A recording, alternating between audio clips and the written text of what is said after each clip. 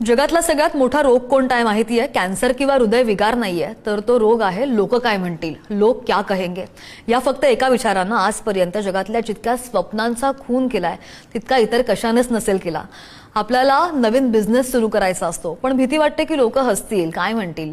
आपल्याला गाणं गायचं असतं, डान्स करायचा असतो, पण एखादा वेगळा निर्णय घ्यायचा असतो, पण समाज काय म्हणेल या विचारानं आपण आपले पाय मागे घेतो. पण कधी तुम्ही शांतपणे विचार केलाय का की हे लोक नक्की आहेत तरी कोण? त्यांच्या बोलण्यानं तुमच्या घराचं वीज बिल, तुमच्या आयुष्यातली संकटं कमी होत आहेत का? खरं काय की लोकांना तुमच्याशी देणं घेणंच नसतं. तुम्ही चांगलं काम केलं तरी लोक बोलणारच आहेत, आणि तुम्ही काहीच केलं नाही तरी सुद्धा लोक बोलणारच आहेत. ज्या लोकांच्या भीतीनं तुम्ही आज शांत बसलेला आहात तेच लोक तुमच्या यशानंतर मिरवणुकीमध्ये सगळ्यात पुढे असणार आहेत, आणि तुमच्या अपयशानंतर तुमच्यावर टीका करायला सुद्धा सगळ्यात तेच पुढे असतील.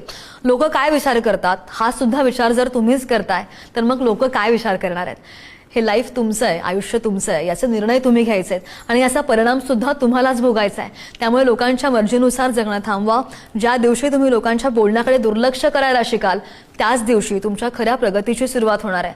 लक्षात घ्या, तुमचे स्वप्न तुमची जबाबदारी आहे, लोकांची नाही आहे. त्यामुळे धाडस करा, बाहेर पडा आणि करूनही दाखवा, कारण शेवटी यशच लोकांची तोंड बंद करतं.